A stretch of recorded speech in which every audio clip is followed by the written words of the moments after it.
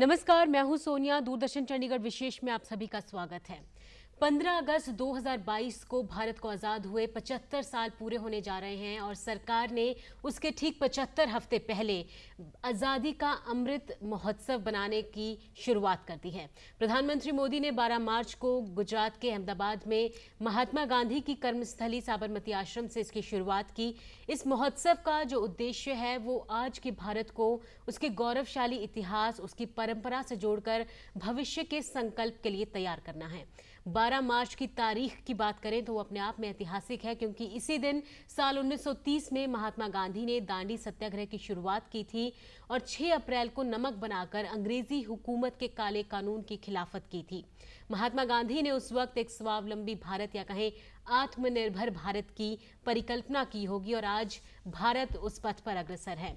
तो आजाद भारत से आत्मनिर्भर भारत के इस 7 दशकों के सफर में क्या कुछ बदलाव आए हैं, उस पर आज हम चर्चा करेंगे। और इसके साथ ही प्रधानमंत्री मोदी ने जैसे कहा कि अपनी 100वीं वर्षगांठ में हमें दुनिया के सामने विश्व गुरु की तस्वीर भारत की स्थापित कर रही है, तो उसके लिए क्या कुछ प्राथमिकताएं अभी से तय करने की जरूरत है, उस पर भी हम बात करेंगे।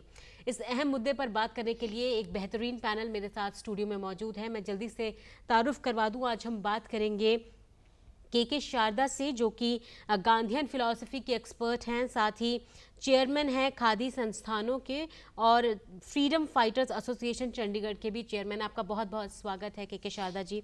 ब्रह्मानंद देवरानी हमारे साथ जुड़ रहे हैं, जो कि वरिष्ठ पत्रकार हैं और साथ ही विश्लेषक के तौर पर आज हमारे साथ हमारे बीच जुड़ गए हैं। और आर गिल से हम बात करेंगे, जो कि सामाजिक कार्यकर्ता है। तो सामाजिक स्तर पर क्या कुछ बड़े बदलाव इन 7 दशकों में आए हैं, उस पर हम बात करेंगे। आप तीनों का बहुत बहुत स्वागत है हमारे कार्यक्रम में। के शारदा जी, चर्चा की शुरुआत मैं आपसे करना चाहूँगी। किसी भी देश के लिए जब हम बात करें तो आज़ादी का दिन बहुत खास होता है। तो भारत के परिप्रेक्ष्य में ये जो 75वां पड़ाव अगले साल आने जा रहा है, इसकी क्या अहमियत है? और साथ ही जो अमृत महोत्सव की शुरुआत अब की गई है, 25 दिन तक ये चलना है।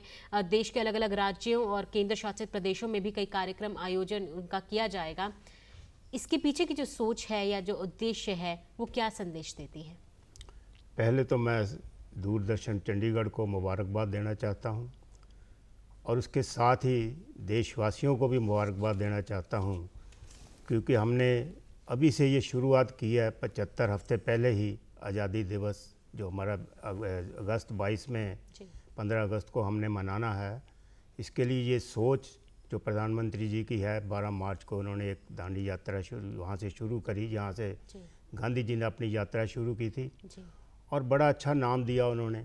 इसमें जैसे अमृत वर्ड जो जोड़ा गया, उन्होंने साथ जोड़ा है। मैं चाहता हूँ कि ये जो 75 हफ्ते हमारी जो यात्राएं ये चलें या लोग जुड़ें, ये 75 हफ्ते बाद वाकई ही एक अमृत इसमें से निकलना चाहिए, जो हमारे देशवासियों के लिए एक यादगारी दिन बन जाए उसी दिन। और ख़ासकर जो हम ये आज़ादी दिवस मना रहे हैं, ये जिन्होंने हमें कुर्बानियाँ दी, उसमें महात्मा गांधी जी का सबसे ज़्यादा सहयोग रहा। और जितने हमारे स्वतंत्रता सेनानी या हमारी जो सेनाएं अब भी जो सीमा पर बैठी रहती हैं हमारी रक्षा करने, ये सब उन्हीं की देन है। तो ये जो हम दिन मना रहे हैं, मैं ये नहीं चाहता भी ये कुछ दिन मना के हम इसको भूल जाएं। और ये हर स्टेट में ही ये मनाने चाहिए। हर स्टेट 75 ऐसे प्रोग्राम दे अपने स्टेट में, ताकि वो एक यादगार बन जाए। और ख़ासकर मैं ये कहूँगा, जो युवा हैं, हमारे जैसे आदमी जब 100 साल ये मनाएंगे तब हम में से कई लोग नहीं होंगे, लेकिन जो युवा हैं उनको इनकी अहमियत का पता लगना चाहिए कि ये आज़ादी हमने कैसे प्राप्त की थी और इसको कैसे संभालना है। जैसे ये बचपन शुरू होता है, फिर जवानी आती है। हम ये ना सोचें कि 75 साल के हम प्रौढ़ हो गए हैं या बूढ़े हो गए हैं। हम ये सोचें कि 75 साल के अब हम जवान हो गए हैं और इसको आगे और जवानी की तरफ ही लेकर जाना है। जब 100 साल भी मनाएं तो हम इसी लगन से मनाएं, क्योंकि उस समय मैंने जैसे पहले कहा बहुत पीढ़ियां हमारे में से जा चुकी होंगी, जी। लेकिन युवाओं को किसी ना किसी तरह हर स्टेट को जोड़ना चाहिए इसमें, बहुत ताकि उनको पता चल सके कि जी। आज़ादी की कीमत क्या थी। बिल्कुल सही बात कही, और यही इस महोत्सव का लक्ष्य है। प्रधानमंत्री मोदी ने कहा है कि युवा पीढ़ी को ज़्यादा से ज़्यादा इसके साथ जुड़ने की ज़रूरत है, क्योंकि जन भागीदारी ही इस उत्सव की मूल भावना है। ब्रह्मानंद देवरानी जी, मैं आप पर आना चाहूँगी। प्रधानमंत्री मोदी ने इस महोत्सव में 5 ऐसे स्तंभों की बात की है जिसको साथ में लेकर अगर हम चलेंगे तो भारत आगे बढ़ पाएगा। उन्होंने स्वतंत्रता संग्राम की बात की, 75 पर विचार, 75 पर उपलब्धियां, 75 पर कार्य और 75 पर संकल्प। इन 5 लोगों को 5 चीज़ों को अगर आगे लेकर चलना है तो मीडिया अपनी एक सकारात्मक भूमिका में कैसे आ सकता है? दरअसल में इससे पहले भी कई आयोजन होते रहे हैं, लेकिन ये चूँकि आज़ादी का 75वां साल है जी, और उसमें हम एक अमृत महोत्सव बनाने की जो योजना भारत सरकार ने की है जी, उसको स्वागत किया जाना चाहिए। और पत्रकारिता में, दरअसल में पत्रकारिता में एक चुनौती है कि उसको हम किस तरह से समाज के सामने पेश कर सकें। जी, तब के दौर में उस दौर में हमारे जो पूर्वजों ने आज़ादी, जो पराधीनता हमारे समय थी, जी, हमारे पूर्वजों ने किस दौर से किस संघर्ष से वो आज़ादी छीनी है, बिल्कुल। वो इतिहास हमारे बच्चों को, आगे आने वाली पीढ़ी को जरूर जानना होगा। और एक संकल्प के साथ कि हर इंसान को, जनपक्ष जिसे हम कहते हैं कि एक हर आदमी की एक भूमिका होती है, जी, इस आंदोलन को एक जनपक्ष की तरह हमें लेना चाहिए। हर आदमी को इसमें इन्वॉल्व होना चाहिए और संकल्प लें कि हम जगह जगह इस तरह के आयोजन को बढ़ावा दें और लोगों में उसकी भावना पैदा करें कि किस तरह हमने आज़ादी हासिल की। बिल्कुल, एक जन चेतना लाने की बहुत ज़रूरत है। अरगिल साहब, आप पर मैं आना चाहूँगी। दांडी मार्च को प्रतीकात्मक बनाते हुए प्रधानमंत्री मोदी ने पदयात्रा भी की, और जैसा कि महात्मा गांधी ने भी उस वक्त एक आत्मनिर्भर भारत की परिकल्पना की होगी। अगर हम आज भारत की बात करें तो 7 दशकों में कोरोना महामारी के वक्त में जिस तेज़ी से, जिस रफ्तार से रिकॉर्ड टाइम में हमने वैक्सीन का निर्माण किया और आज दूसरे देश हमारी ओर देख रहे हैं, ये अपने आप में आत्मनिर्भरता का सबसे बड़ा उदाहरण है। इन 7 दशकों में सामाजिक स्तर पर अगर हम बात करें, क्या कुछ बदलाव आए? खैर, बदलाव तो बहुत आए हैं जी, मैं उससे पहले कुछ बैकग्राउंड जानना चाहता हूँ जी। पीछे, क्योंकि अभी भाई साहब ने बोला, प्रवक्ता जी ने, कि हमारी बैकग्राउंड क्या, कैसे हमने देश में आज़ादी ली है, वो हम भूलते जा रहे हैं, हमारे बच्चे भूलते जा रहे हैं। जी, अगर उनको तरसाएं तो तभी याद रखेंगे कैसे हुआ। जैसे मातूराम हेला, मंगल पांडे जी, कितनी कुर्बानियों सन 1857 में जी, उन्होंने मूवमेंट चलाई थी। झांसी वाली रानी आई, करतार सिंह सराभा आया, जी, लाला जगत राम आए, और कितने कितने बहादुर आके देश की लड़ाई लड़कर, जी, तो फिर क्या आकर थम किसने लिया? महात्मा गांधी जी ने जी, देश को आज़ाद करके हमें दे दिया। उसके बाद तो डेवलपमेंट बहुत हुई है, डेवलपमेंट की कमी नहीं हुई। डेवलपमेंट देश में सन 47 से लेकर आज तक हमारे देश में सुई नहीं बनती थी। जी, आज हमारे रॉकेट, जहाज, हमारे वैज्ञानिक जो है और बड़े बड़े ग्रह पे जाकर बैठे हैं, ये डेवलपमेंट नहीं तो और क्या है? लेकिन अरगिल कैसे साहब, हम कहें? जी, इसको सिर्फ केवल बच्चों को बताने की जरूरत है। प्रोग्राम बनाए, जैसे अभी प्रधानमंत्री ने चलाया, जी, इसको अच्छे तरीके से चलाकर हमें हर गांव तक ये आवाज पहुंचानी आपने चाहिए। प्रोग्राम की बात की अरगिल साहब, मैं आपसे जानना चाहूंगी, आप एक्स मेंबर भी रह चुके हैं फिल्म सेंसर बोर्ड के, तो अगर हम सिनेमा की बात करें तो उसके माध्यम से क्या आपको लगता है कि हम कुछ बदलाव इन 7 दशकों में ला पाए हैं समाज बिल्कुल में? बिल्कुल ला पाए हैं, ऐसी कोई बात नहीं है। उसमें काफ़ी पिक्चरों में भी काफ़ी डेवलपमेंट हुई है, और देश भी अभी बता रहे हैं हम लोग, आगे बताना भी जी। चाहिए। खास करके इलेक्ट्रॉनिक मीडिया को प्रोग्राम बना के देने चाहिए। जैसे हम सीरियल बनाते हैं और चीज़ें बनाते हैं, ऐसे बनाने चाहिए हमें। बनाकर अगर गांव तक हम पहुंचा दें तो बच्चों को याद रहेगा कि देश की आज़ादी कैसे ली थी हमारे पुरखों ने, देश को आज़ाद कैसे कराया था। जैसे अभी भी मैंने बताया, सराभा जी है, करतार सिंह सराभा है पंजाब में, लाला लाजपत राय जी हैं, और भगत सिंह जी हैं, राजगुरु हैं, और कितने बड़े बड़े जो देश के घुलाटिए आए हैं, उनको भूलते चले जा रहे हैं। जी। मैं भी बीच में नाम मिस कर रहा हूँ। चलिए, काम तो हमें करते याद रहने आना की चाहिए। निरंतरता की जरूरत है, उन कोशिशों में निरंतरता की जरूरत है। अपने एक्सपर्ट्स के साथ तो बातचीत हम करते रहेंगे, लेकिन स्टूडियो से बाहर भी कुछ लोगों से हमने बात की है कि इन 7 दशकों में भारत में क्या बड़े बदलाव आए हैं, वो पहले सुन लेते हैं, उसके बाद हम अगला सवाल लेंगे। इस 75 वर्ष के दौरान भारत अनेक बुलंदियों को छू रहा है। इस कोरोना की त्रासदी के बाद जिस प्रकार से भारत ने वैक्सीन बनाई और उस वैक्सीन को दूसरे देशों को भी दिया, एक उम्मीद की किरण जगाई है हमारे स्वास्थ्य का जो क्षेत्र है उसके अंदर नरेंद्र मोदी के नेतृत्व में। अभी तक जो हमने 75 ईयर्स में अचीव किया है, comparison to what could have been done, जो हो सकता था वो तो किया नहीं, क्योंकि बेसिक नीड्स रोटी, कपड़ा और मकान, आज तक अगर अब 70 साल देखें तो बिजली तक नहीं पहुंची कई दूर तक, लेकिन वो अब जाके अब पहुंचनी शुरू हुई है। तो बेसिकली मेरे ख्याल पहले फोकस जो होना चाहिए सरकार का भी, हर एक के पास एटलीस्ट वो भूखा ना सोए। हम बहुत सौभाग्यशाली हैं जो 75वीं वर्ष का हम आज़ादी का दिवस मना रहे हैं। हमसे जो पहले की पीढ़ी रह चुकी है वो इस देश को आज़ाद कराने के लिए बहुत ज़्यादा उन्होंने संघर्ष किया है। और अगर हम देखा जाए तो मोदी जी ने जो इस साल अगर हम देखें, हम एक ऐसी पीढ़ी में है कि डेवलपमेंट को बहुत ज़्यादा देख रहे हैं हम इस देश के अंदर। जो डेवलपमेंट, चाहे वो हमारे स्किल डेवलपमेंट में आए, स्किल डेवलपमेंट चाहे एंटरप्रेन्योरशिप में, हमारे इंडिया में जो लोग हैं वो काफ़ी, जो स्टूडेंट्स हैं वो काफ़ी ज़्यादा बिजनेस फील्ड में उतर चुके हैं।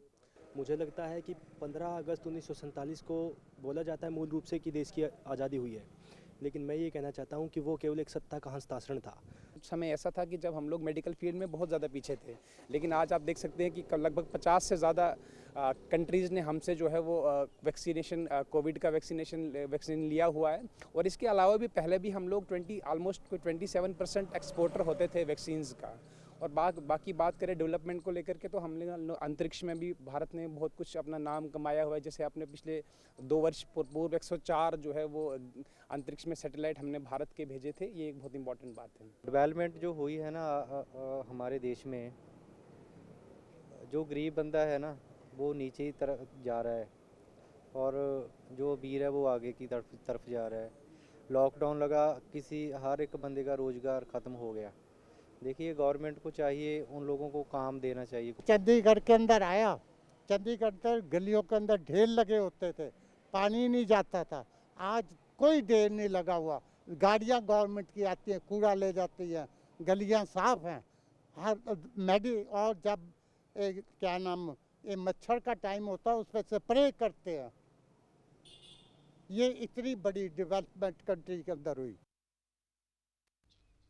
चलिए, तो लोगों के मिक्स्ड रिएक्शंस आए हैं। ब्रह्मानंद जी, मैं सबसे पहले आपसे रिएक्शन लेना चाहूँगी। लोगों ने बात की जो बेसिक नेसेसिटीज़ हैं, रोटी, कपड़ा, मकान, वो कहीं ना कहीं अभी तक हम पूरी एक कहें कि पंक्ति के आखिरी व्यक्ति तक वो नहीं पहुंच पाया है।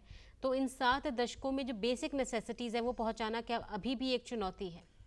हाँ, बिल्कुल एक चुनौती है। दरअसल में जो इंफ्रास्ट्रक्चर, जो बुनियादी ढांचा है, सरकार ने वो बुनियादी ढांचा तो बना दिया है, लेकिन हमारी ह्यूमन पावर जो है वो रुक नहीं पा रही है यहाँ। वो जो मानव शक्ति हमारे पास है वो बाहर विदेश, विकसित देशों में जा रही है। हॉस्पिटल खोल लिए गए हैं, कई मेडिकल कॉलेज खोल लिए गए हैं, लेकिन डॉक्टर यहाँ रहने को राजी नहीं है। इंजीनियरिंग के क्षेत्र में भी यही हाल है। और जो बुनियादी ज़रूरतें हैं, सड़क है, स्वास्थ्य है, बिजली है, पानी है, अभी कई क्षेत्र ऐसे हैं जहाँ बिजली पानी से महरूम है लोग। तो मेरा मानना है कि सरकार को ग्रामीण क्षेत्र में, खासकर जो 70% जनता जो ग्रामीण क्षेत्र में रहती है, वहाँ भी सरकार को एक मजबूत ढांचा बनाना चाहिए। एक वहाँ पर एक मतलब उनको एक वो क्या कहते हैं उसको, कि एक फोकस रखना चाहिए कि इन चीज़ों पे भी काम किया जा सके। जी, स्कीम्स तो आ जाती हैं, लेकिन उनका इम्प्लीमेंटेशन भी जो है उतना ही स्ट्रांग होना चाहिए। के शादा जी, मैं आपसे जानना चाहूँगी, आपने ग्रामीण भारत की, जैसे ब्रह्मानंद जी ने बात की, तो महात्मा गांधी जी का जो सपना था वो 3 चीज़ों पर फोकस था। कहीं ना कहीं वो ग्रामीण भारत की तस्वीर को बदलना चाहते थे, वो कुटीर उद्योगों को ज़्यादा से ज़्यादा बढ़ावा देना चाहते थे और इसके साथ सोशल वैल्यूज़, सामाजिक मूल्यों पर भी जोर देते थे। इन तीनों चीज़ों को आज इन 7 दशकों में आप कहाँ देखते हैं? क्या हम उस चीज़ को अचीव कर पाए हैं? हमने कोशिश तो बहुत की है अचीव करने की, लेकिन मेरी जो सोच है, जहाँ मैं देखता हूँ या घूमता हूँ, इसके क्षेत्र में काफ़ी 50 साल हो गए लगभग मुझे खादी से जुड़े हुए, तो वो चीज़ बल्कि दिन ब दिन ख़त्म होती जा रही है। क्योंकि गांधी जी की सोच कैसे बनी थी। एक बार उन्होंने एक प्रोग्राम रखा था, तो बा को पूछा इसमें स्त्रियां नहीं आई जी तो बा ने कहा भी उनके पास तो साड़ी नहीं थी पहनने की, एक घर में एक साड़ी है, 4 स्त्रियां हैं उसमें, जी तो चारों की चारों वो आ नहीं सकती। उस दिन गांधी जी ने कसम खा ली थी कि मैं आज के बाद कपड़ा धोती ही पहनूंगा, सिंपल। जी उन्होंने अपने वस्त्र उतार दिए थे। जी उस समय उन्होंने चरखे की एक मूवमेंट चलाई, बिल्कुल। घर घर में चरखा होना चाहिए, जी और उस समय हुआ भी। जी हमारी जो दादी नानियाँ थी वो चरखा काता करती थी। मुझे याद है हम बचपन में जब गांव जाते थे, जी वो सूत काटती थी, सूत काट के देती थी, उसके बदले जी। उन्हें कुछ ना कुछ अनाज या कुछ मिलता था जी या पैसे मिलते थे, वो संभाल कर रखते जोड़ती थी।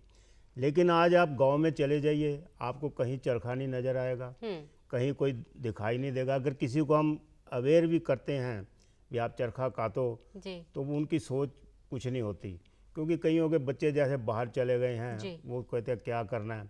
वैसे कुछ ऐसी सोच भी है। अभी पीछे मैं पठानकोट में एक स्कूल में गया, जी तो वहाँ के जो ऑर्गेनाइज़र थे उनसे मैंने बात की, तो उन्होंने लड़कियाँ थी वहाँ कम से कम 200-250, तो मैंने उनसे वैसे ही पूछ लिया, जी मैं क्या आप में से चरखा कितने लोग पसंद करेंगी काटना।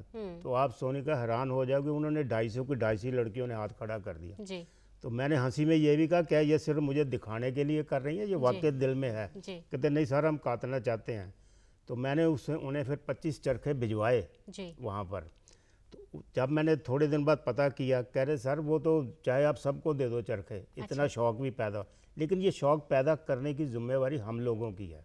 जी जब हम ही नहीं चाहेंगे तो वो आगे लेकिन क्या इसी से बढ़ेगा। जुड़ा हुआ सवाल है कि शादा जी, क्या सरकार को खादी की अगर हम बात करें और चरखे की बात करें तो टेक्नोलॉजी से नहीं जोड़ना चाहिए था? क्योंकि अगर हम खादी की बात करें, आप खादी ग्रामोद्योग के साथ भी जुड़े हुए हैं, खादी आज इंटरनेशनली बहुत बड़ा ब्रांड है, लेकिन अगर हम भारत की बात करें तो उसे आज भी हम आम व्यक्ति की ज़रूरत नहीं बना पाए हैं।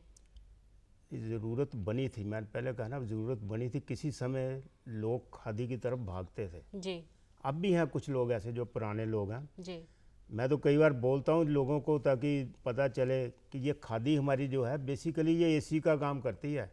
गर्मियों में आपको ठंडक देगी और सर्दियों में गर्मी देगी। जी और लोगों में एक थोड़ी गलतफहमी भी है, ये महंगी बहुत है। जी तो मैं यहाँ ये कहना चाहूँगा, जब हम मार्केट से ब्रांडेड चीज़ें खरीदते हैं, जैसे एक शर्ट है एग्जांपल के तौर पे, जी हम 2-2, 2.5-2.5, 3-3 हज़ार की लेते हैं, लेकिन जो खादी की हैं शर्ट्स वो 400-500 की आती है, वो भी लोगों को महंगी लगती है। जी और दूसरे मैं और कहता हूँ, मैं नाम नहीं लेना चाहता, यहाँ पर बहुत ऐसी शॉप्स जी। हैं जो खुली हुई हैं, हमारे बाद खुली हैं। जी खादी तो शुरू से ही चली आ रही है, गांधी जी के टाइम से ही। हम्म तो वो वहाँ पर लोग वहाँ जाके वही कुर्ता पजामा जैसे लेंगे वो 3000 का ले लेंगे, जी लेकिन हमारे भवन से उन्हें 500 का भी कॉस्टली लगता है। जी इसलिए ये सोच जो है ना बड़ी, और सबसे बड़ी बात क्या है, जी हमारे जो ब्रांड एम्बेसडर हैं, गांधी जी तो अपने शुरू में थे, जी लेकिन इस समय हमारे प्राइम मिनिस्टर हैं खादी के ब्रांड एम्बेसडर। तो बिल्कुल मैं कई बार बोलता भी, अभी दिल्ली में भी मैं पीछे गया था, वहाँ बोल के आया हूँ कि हमारी जो ऐड है कम से कम जो बाकी चलती हैं, जी जैसे मैं कहना चाहता हूँ बाबा रामदेव जी हैं, उनकी ऐड हर चैनल पे होती है। चलिए उसको भी इक्वली जो है ऐड को अगर दिखाया हाँ जाता है कि ज़्यादा से खादी ज़्यादा की लोगों ऐड में- आनी जरूरी है। मैं आपके माध्यम से प्राइम मिनिस्टर साहब को ये एक प्रार्थना करता हूँ जी। कि आप अपनी तरफ से ये ऐड देंगे तो लोगों में एक जागृति पैदा होगी, लोग खादी को अपनाएंगे और दोबारा से वही युग आ सकता है। चलिए आपने एक बात अच्छी की कि लोगों में खादी को लेकर या चरखे को लेकर आकर्षण है, कहीं ना कहीं ज़रूरत सामाजिक तौर पर और सरकारी तौर पर जो है कुछ कोशिशें करने की ज़रूरत है। आर गिल साहब, मैं आप पर आना चाहूँगी। भारत की जब हम विरासत और परंपरा की बात करते हैं, चाहे वो फिर हमारे साहित्य की बात हो, हमारी भाषाओं की बात हो, सभ्यता की बात हो, संस्कृति की बात हो, इसको लेकर अंतर्राष्ट्रीय स्तर पर स्वीकार्यता ज़्यादा नज़र आती है बजाय कि भारत में, क्योंकि यहाँ पर अगर कोई वेस्टर्न कल्चर को अपनाता है, अंग्रेज़ी भाषा में बात करता है, बहुत गर्व महसूस करता है, क्यों नहीं इन 7 दशकों में हम अपनी ही संस्कृति को लोगों के बीच एक भारतीय संस्कार के रूप में ढाल पाए हैं? आज से कुछ वर्ष पहले जी नुक्कड़ एक ड्रामा डिवीजन था, पब्लिक रिलेशन, जी पब्लिक रिलेशन ही डिपार्टमेंट ही खत्म कर दिया गवर्नमेंट ने, पता नहीं क्या बात है। नहीं तो बहुत डोर टू डोर जाके लोगों को, पब्लिक को शिक्षित किया करते थे। जी नुक्कड़ खेलना, कोई प्ले देना, गांव में जाके कोई प्रोग्राम करना, उससे पब्लिक आम युवक जो था वो शिक्षित होता था कि हमारा अतीत क्या है, लेकिन वो हम छोड़ते जा रहे हैं, भूलते जा रहे हैं। उसे दोबारा क्रिएट करना पड़ेगा। ठीक है, मैं कहता हूँ मीडिया आ गया, इलेक्ट्रॉनिक मीडिया ही देखते हैं बच्चे, वो नहीं जाते, लेकिन उसके राह ही उसके पर से ही पता लगना चाहिए कि हमारे प्रोग्राम क्या थे, हमारा अतीत क्या था पीछे। हम अतीत छोड़ते जा रहे हैं, इसीलिए हमारा जो पीछे वाला प्रोग्राम था सारा छूटता जा रहा है। उसे ज़रूरत है, तभी मैं कहता हूँ हम शहीदों के नाम भूलते जा रहे हैं। कौन शहीद था, कौन देश का वासी था, कैसे कपड़ा पहनना हमने, कैसा नहीं। आज तो मॉडर्न आ गया, जमाना ही मॉडर्न आ गया, सारा सिस्टम ही चेंज कर दिया। कहीं ना कहीं लेकिन प्रधानमंत्री मोदी ने भी कहा है कि जो हमारी परंपरा की जो झलक है और आधुनिक भारत की जो चमक है, दोनों को हमें साथ लेकर चलना है, बराबर तो लेकर बैलेंस बनाने की जरूरत है। बराबर जी, बराबर चलेंगे तो तभी ये सुधार होगा इसमें। जी, ब्रह्मानंद देवरन जी, मैं आप पर आना चाहूँगी। जब बात हिंदी भाषा की हो रही है तो हम मीडिया की बात करें तो अंग्रेज़ी और हिंदी पत्रकारिता में भी एक बहुत बड़ा अंतर हमें नज़र आता है। आज हम दो सवाल हैं मेरे कि एक तो मीडिया में जिस तरीके से एक बड़ा शिफ्ट देखा गया है तमाम सालों में, हम सेम फ्रेटर्निटी से हैं, हम सब जानते हैं कि साक्ष्यों को किस तरीके से तोड़ मरोड़ कर पेश किया जाता है, और एक मूल भावना जो है वो कहीं ख़त्म होती नज़र आती है। इसे आप किस तरीके से देखते हैं? और दूसरा कि हिंदी पत्रकारिता को उचित स्थान अभी भी नहीं मिल पाया, हालांकि लोगों में एक्सेप्टेंस बहुत है, लेकिन अंग्रेज़ी पत्रकारिता के कंपैरिजन में मुकाबले अगर हम बात करें तो आज भी वो उचित स्थान उसे नहीं मिल पाया। देखिए, मेरा मानना ये है कि जिस अनुपात में अंग्रेजी अखबार पढ़े जा रहे हैं उसी अनुपात में हिंदी अखबार भी पढ़ा जा रहा है ना। और जो आप कह रहे हैं कि साक्ष्यों को तोड़ मरोड़ कर पेश करना, आज वो चैलेंज मीडिया के सामने है। अगर आप किसी गलत जानकारी लोगों तक पहुंचा देते हैं तो तत्काल ही उसके, मुझे तो लगता है कि हिंदी पत्रकारिता में पाठक ज़्यादा हैं, रीडरशिप ज़्यादा है, लेकिन उसके बावजूद उसको वो स्थान नहीं मिल पाया। हाँ, वो जरूरी है क्योंकि हम क्या है कि बेसिक हमारे जो बच्चे हैं, आप परिवार में भी देखते होंगे कि हम क्या करते हैं कि हम हिंदी में बोलते हैं घर में, लेकिन अपने बच्चों को हम मीडियम इंग्लिश मीडियम स्कूलों में पढ़ाने जाते हैं। लेकिन बच्चों में ये संस्कार क्या है कि हम, मतलब ये क्या है, स्टेटस सिंबल हो गया है कि घर में अंग्रेजी अखबार लगा हुआ है, बच्चे किट-पिट अंग्रेजी बोल रहे हैं और हिंदी को हम इग्नोर करते जा रहे हैं। आप जानते होंगे कि एक जो आज़ादी का दौर था, उस टाइम हिंदी का सबसे बड़ा साहित्य लिखा गया। आज तक वैसा साहित्य अभी तक लिखा नहीं गया है और पढ़ा भी गया है, चाहे वो मुंशी प्रेमचंद हो या बहुत सारे वो हैं, उस दौर के जो लेखक हैं उन्होंने उस तरीके का साहित्य रचा, लेकिन आज पढ़ने वाले नहीं हैं। आज हिंदी बहुत कम लोगों को, मतलब धीरे धीरे जो है विलुप्त तो होती जा रही है। हमें एक चैलेंज के रूप में स्वीकार करना चाहिए कि हमें बच्चों को सरकारी स्कूलों में पढ़ाएं, हिंदी की भावना उनमें जागृत करें और अपने देश की जो आज़ादी है, जो साहित्य है, उसको भी हमें समझना चाहिए। और एक मातृभाषा है हमारी, और मातृभाषा को हमें भूलना नहीं चाहिए। वही कहीं ना कहीं हमारे सामाजिक मूल्यों के साथ जुड़ी हुई है। कि शादा जी, मैं आपसे जानना चाहूँगी कि आज अगर हम विश्व की स्थिति की बात करें तो बहुत बड़े संकट से जूझ रहा है, चाहे वो आर्थिक तौर पर हो या हम पर्यावरण की बात करें, सामाजिक स्तर पर बात करें और उनका सोशल वैल्यूज़ की बात करें। ऐसे में जो भारत की परंपरा रही है, हमारी समृद्ध विरासत रही है, हम पूरे विश्व को एक शांति संदेश दे सकते हैं, क्यों नहीं वो हो पा रहा है? इन तमाम दशकों में हम वो पोजीशन क्यों नहीं हासिल कर पाए? नहीं, ऐसी बात नहीं है, प्रयास तो बड़ी देर से चल रहे हैं। जब हमारे पहले प्रधानमंत्री पंडित जवाहरलाल नेहरू जी, उन्होंने पंचशील नाम से एक वो योजना शुरू की थी, तो उनको कई लोगों को जोड़ा भी था, तो तभी से चल रही है, ऐसी बात नहीं, अभी कोशिश नहीं हो रही। लेकिन कोशिश में कई बार रोड़े अटक जाते हैं और वो कोई और नहीं, हम ही लोग उसमें रोड़े अटकाने वाले भी होते हैं। तो लेकिन इस समय विश्व में काफ़ी नाम है भारत का और काफ़ी आगे जा रहा है, हर चीज़ में ही जा रहा है, ऐसी बात नहीं है। अब जैसे कोविड का टाइम था, ये जो वैक्सीन बनी है उसमें भी देखो भारत आगे आया है और काफ़ी आगे जा रहा है और यहाँ से सप्लाई जा रही है बाहर के देशों में, तो ये आगे बढ़ने का कदम है। और शांति के लिए, जैसे कहते शांति के लिए भी प्रयास बड़े अच्छे होते हैं लेकिन मैं जैसे कहता हूँ, जैसे ये अब सबसे, मैं थोड़ा और दूसरे मुद्दे पे आता हूँ, जैसे हम 75 ये मना रहे हैं हफ्ते, जी मैं तो ये कहूँगा जो हमारे जितनी भी पार्टीज़ हैं, जी अपोजिशन पार्टीज़ हैं, चाहे जो रूलिंग पार्टीज़ हैं, जी किसी स्टेट में हो चाहे सेंटर में हो, इनको सबको ये 75 हफ्ते कम से कम सारी चीज़ें भुलाकर इकट्ठे हो जाना चाहिए। जी और ये आज़ादी का जो मना रहे हैं हम 75वीं वर्षगांठ, जी ये सारे जब 15 अगस्त 2022 आए जी। तो ये सारी पार्टियां एक मंच पर नजर आए तो ये एकता के नजर सूत्र आए। में बंधने की जरूरत है। ब्रह्मानंद देवरान जी, मैं आप पर आना चाहूंगी, समय बहुत कम है हमारे पास। प्रधानमंत्री मोदी ने ये कहा है कि जन भागीदारी इस उत्सव की मूल भावना है।